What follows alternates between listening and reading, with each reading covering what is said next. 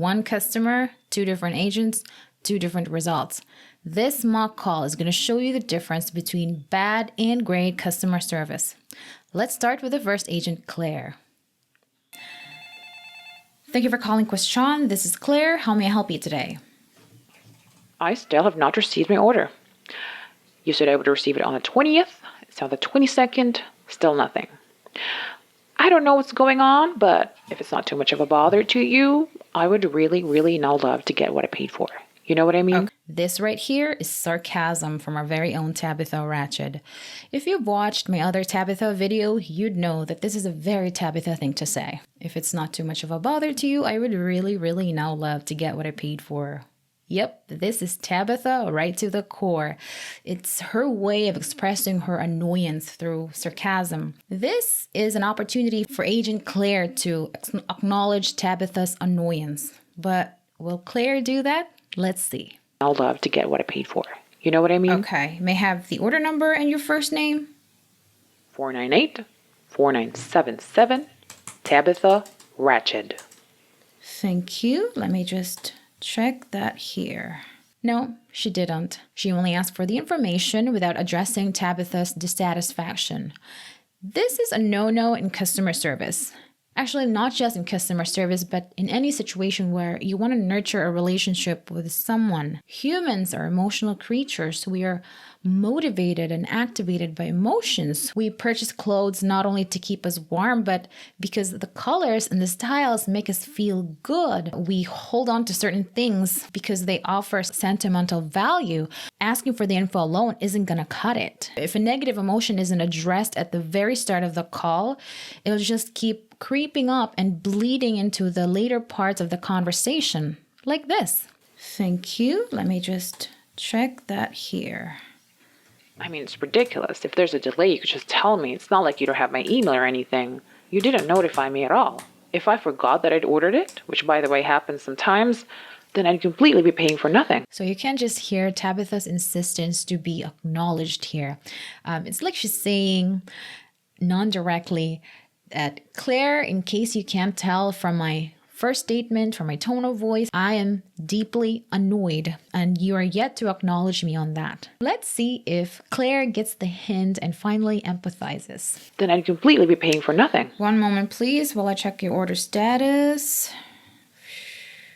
Unbelievable. Are you even listening to me? I am. That's why I'm going to check the status for you, okay? Okay, fine. Go ahead. Thank you. See, the more you delay acknowledging your customer's negative emotion, the more she's going to insist on talking about it, and she won't stop until you make that acknowledgement. But what if the agent acknowledged her? What would happen instead? Well, let's watch the second agent, Candace. Thank you for calling Kwestyon. This is Candace. How may I help you? I still have not received my order. You said I would receive it on the 20th. It's on the 22nd. Still nothing. I don't know what's going on, but if it's not too much of a bother to you, I would really now love to get what I paid for. You know what I mean? Oh, if it's beyond the promised delivery date, we definitely need to look into that. May I have your order number and your full name so I can check for you? Candace was empathizing with Tabitha, but in a way that doesn't badmouth the company. If it's beyond the promised delivery date, we definitely need to look into that. It's a personalized version of the generic empathy statement, I understand. So right at the start of the conversation, Candace was already building rapport by acknowledging Tabitha's feelings in a professional way. Now let's hear Tabitha's response. We definitely need to look into that. May I have your order number and your full name so I can check for you? That's exactly what I'm thinking. Like, I don't understand. What's taking so long? Anyway, the order number is 498-4977, and my name is Tabitha Ratched. Thank you, Tabitha. I will now go ahead and pull up your order, and hopefully I can give you an immediate answer. One moment, please. Go ahead. Thank you. Okay, like what you said, the estimated delivery date is on the 20th. It's now 22nd, so it's 2 days late. Normally, when a parcel is late like this, we send an email informing you of the delay. So let me visit the FedEx website and track it. Thank you, Candace. That would be appreciated. I actually haven't tried tracking it on the FedEx website since you already gave me the delivery date through email. So, yes, please go ahead. Tabitha now sounds like she's relieved that someone finally understands her, not just factually, but also emotionally. She's still annoyed, mind you. After all, she lost her parcel that she already paid for. But the venting alone helps the conversation run as smoothly as possible without Tabitha exploding. Because if Tabitha explodes, the conversation is going to fall apart. The call is going to fall apart and they won't even get to the resolution. So this is a great start for Candace and Tabitha. Now let's get back to Claire and Tabitha. Okay. According to the FedEx note here, your parcel was delivered on the 20th at 10 a.m. and it was left on the front porch according to the notes. What? You're kidding, right? Okay. First of all, my apartment has no front porch. Second, the only way to deliver parcels in a residence is by leaving them to the concierge. That's it. Third, I was at home the whole day on the 20th and no one, literally no one, knocked on my door or called my number to notify me of a parcel. So, whatever this FedEx guy is saying, he's lying, okay? He's lying. Have you tried checking? Okay. According to the FedEx note here, your parcel was delivered on the 20th at 10 a.m. It said that it was left on the front porch. Have you tried checking your front porch? What? You're kidding, right? Okay. First of all, my apartment has no front porch. Second, the only way to deliver parcels in a residence is by leaving them to the concierge. Third, I was at home the whole day on the 20th, and no one, literally no one, knocked on my door or called my number to notify me of a parcel. So whatever this FedEx guy is saying, he's lying. Okay? The only difference here is Tabitha is calmer with Candace and more hostile with Claire. And that's because Claire is still yet to acknowledge her emotion. And she still hasn't done that even once. Now let's proceed to Claire. Lying. Have you tried checking with the building's concierge to see if they have kept a package for you? Or I just checked this morning and the answer is no. There's no parcel. Otherwise, it would have been calling you. Okay. How about his lying? That's definitely odd. Have you tried checking with your building's concierge to see if they have kept a package for you? I just checked this morning and the answer is no. Otherwise, I wouldn't be calling you. Here, the only difference aside from Tabitha's level of hostility is the "that's odd" from Candace.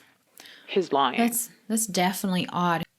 A very short sentence, but it was enough to let Tabitha know that Candace felt what she felt. So another way of building rapport and making sure that Tabitha doesn't emotionally explode. In the middle of a conversation where a customer is emotionally loaded, you have to walk the balance between emotion and logic. She's still going to be upset. She's not going to be fully pacified, but it'll allow you to have a functional conversation, as functional as it can be. How about your neighbors? Have you checked with them to see if they received your parcel? Just what line of questioning is this? Are you saying that my neighbor stole my parcel? No, I'm not. Yeah. Your neighbors also wouldn't happen to receive it, right? Since, as you said, all parcels go to the concierge. Correct. And if the note says he left it on my doorstep, again, that's impossible. No one can access our doorsteps here except us tenants. So there's clearly a mistake here. Now, this is where the need for positive scripting comes in. I want you to compare these two statements and get a feel of the difference. Essentially the same question, but different phrasing.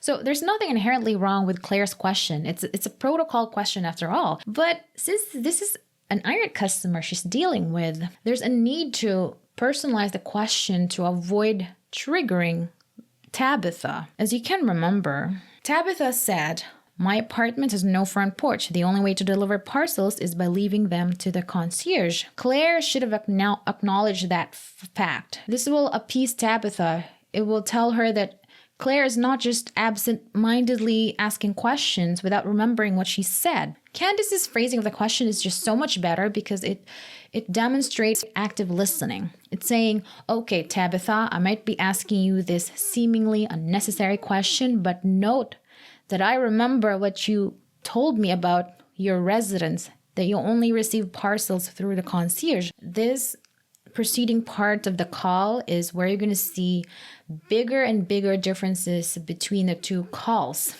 Let's watch. Claire. What questioning is this? Are you saying that my neighbor stole my parcel? No. I'm not saying that. What I'm saying is they might have received your parcel while you were away. You're not listening to me. I told you I was in the apartment the entire fucking day. If someone delivered a parcel, the concierge would have received it by now. Second, and I repeat, the only way we receive parcels here is through the concierge. Nothing else. No front porch, no neighbors. We're even asking about my neighbors. They have nothing to do with this. And shouldn't you be questioning the fact that FedEx said I have a front porch when I clearly don't? Tabitha, I'm just doing my job. This is a standard protocol. We have to make sure that the receiver has checked all the possible places that the parcel could have been delivered. I know, but do your job right. You're not even trying. I've been spending my time here listening to you, and the only thing you're doing so far is asking me dumb questions. Like, what kind of service is this? I just want to get what I paid for. Is that so wrong to ask? Please calm down, Tabitha. I'm here to help you. Then help me. And for God's sake, do it well. Jesus Christ. Okay. Tabitha, I'm sorry that this happened to you, but... Oh, yes, I bet you are. Here in the resolution part, I want you to notice how Claire proposed the resolution versus Candace. Okay, for us to resolve this, I will send you an email. Please reply to that email to confirm in writing that you did not receive the parcel. After that, I'm already talking to you. What do you need me to email you for? I'm telling you right now, I did not receive my parcel. So do something about it now. It's not that simple, Tabitha. You have to confirm in writing because that's what we're going to show FedEx so they can begin the investigation. So no, this is necessary to prove that we are not making this all up. Once a claim is filed, we will investigate, and depending on the investigation, it will take around 7 business days, and then we can refund or replace or find your missing parcel. So there's clearly a mistake here. Yes, that makes sense. So here's what we're going to do, Tabitha. It is likely that FedEx delivered the order to the wrong address, so I will file a PDNR claim on your behalf. It means parcel delivered, not received. What this does is to let FedEx investigate to find your missing parcel, and after the investigation, we will either refund, replace, or find your missing parcel. Okay. Yeah, and for me to initiate the claim, I will send you an email right now. Please reply to that email confirming that you have not received your parcel. Your response to that email is very important because that will serve as the documentation proving to FedEx that you are requesting for us to file a claim on your behalf. This is very important, guys. If you need your customer to do something for you, you first need to state the benefit and or the reason behind that request before even making the request.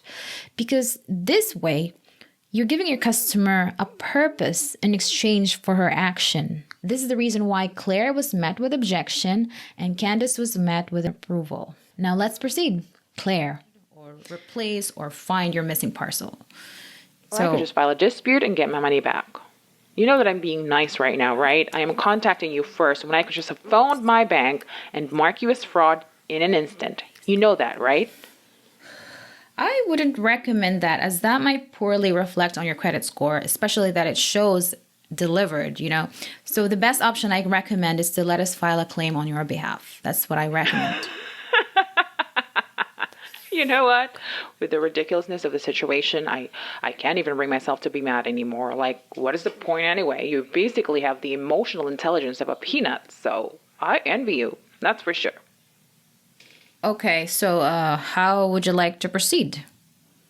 Well, it's not like I have a choice. Take care of it. Deal with FedEx. I didn't pay you to make me file the claim myself. So...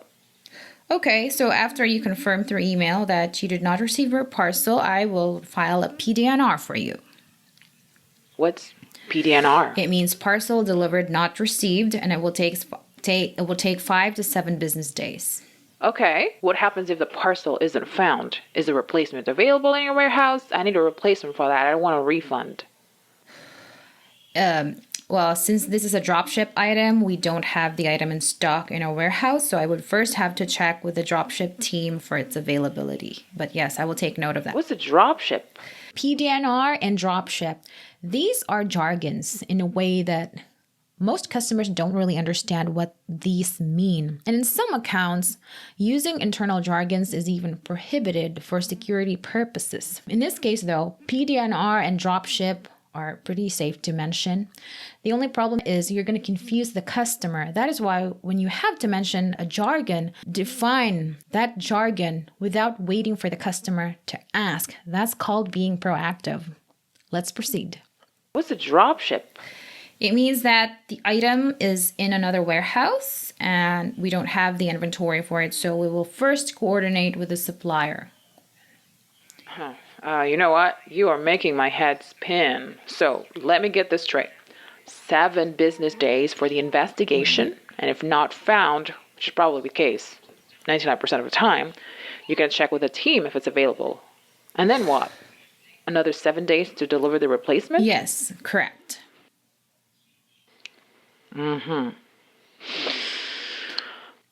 Well, I tried to be nice to you guys, but it seems like you left me no other choice. I will file a dispute, and I will never shop from your site again. Tabitha, as much as I would like to help you, this is the best I can do for you. I have to follow the company policy. As I said, we can issue a replacement, but we first have to file a claim, and that will take 5 to 7 business days. If that is too long for you to wait, which I understand, I suggest that you place another order with a different shipping address while the investigation is ongoing, and we will just refund you for the first parcel. But we first have to wait for the claim. Blah, blah, blah. Just stop, okay? Just stop. I don't care anymore. I hope your company goes bankrupt and that no company will ever hire you again. Your attitude has been pretty disgusting, condescending the moment you picked up a phone, and I cannot for the life of me imagine an employer who would want to hire you for that attitude. Continue living your miserable life. I'm just going to go ahead and file that dispute. Bye-bye. What did I do wrong? Unbelievable. Well, it turns out that Claire did a lot of things wrong. Sure, Tabitha wasn't a saint either. She has issues of her own. That's something that Claire has no control of. But she could use some serious improvement. Here's a better way of handling the call. Let's listen to Candace. Requesting for us to file a claim on your behalf. Okay, whatever happens, I'm going to get my refund though, right? You're right, of course. And the sooner they find your parcel, the better. By the way, in the event that the parcel isn't recovered, would you prefer a replacement or a refund? I need a replacement for that. I don't want a refund. Okay, I will make note of that.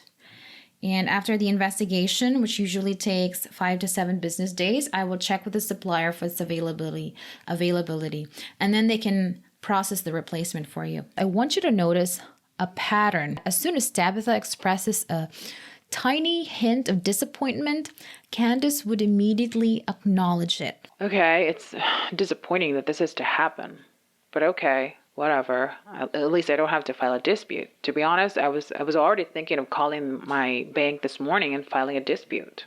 Yes, this is definitely not the experience that we want you to have. Second, Candace would always end her response with a positive note, but we will try our best to make this as easy as possible for you, considering the situation. I will also keep this case in progress, so whatever questions you might have during the investigation, you just reply to the same email thread and I will be there to answer your questions. So let me get this straight. 7 business days for the investigation, and if it isn't found, you're going to check with the team if it's available, and if it's available, another 7 days to deliver the replacement. Yes, Tabitha, that's correct. But of course, if they find the parcel during the investigation, then you don't need to wait that long. That's already the maximum time frame. Yeah, well, I hope they do, but I honestly don't have much hope for it. But okay, a replacement's fine, I guess.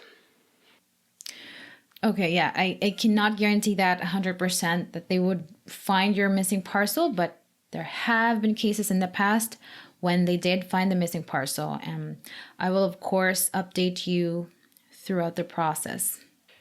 Okay, so I guess that's my best option. What do you need me to do? Just reply to your email saying that I didn't receive the parcel?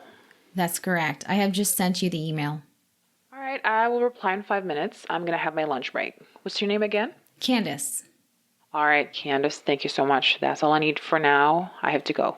Bye. Okay, enjoy your lunch, Tabitha. Thank you for calling Kwestyon. Bye. So, summary. Here's what Claire needs to improve with her call handling. First is she has to empathize better. Second, she needs positive scripting. Third, careful use of jargons. And fourth, she needed to be proactive. So all of these boil down really to just put yourself in the shoes of the customers and ask yourself, how do you want to be treated? And also acknowledge that there are things that you cannot control, of course.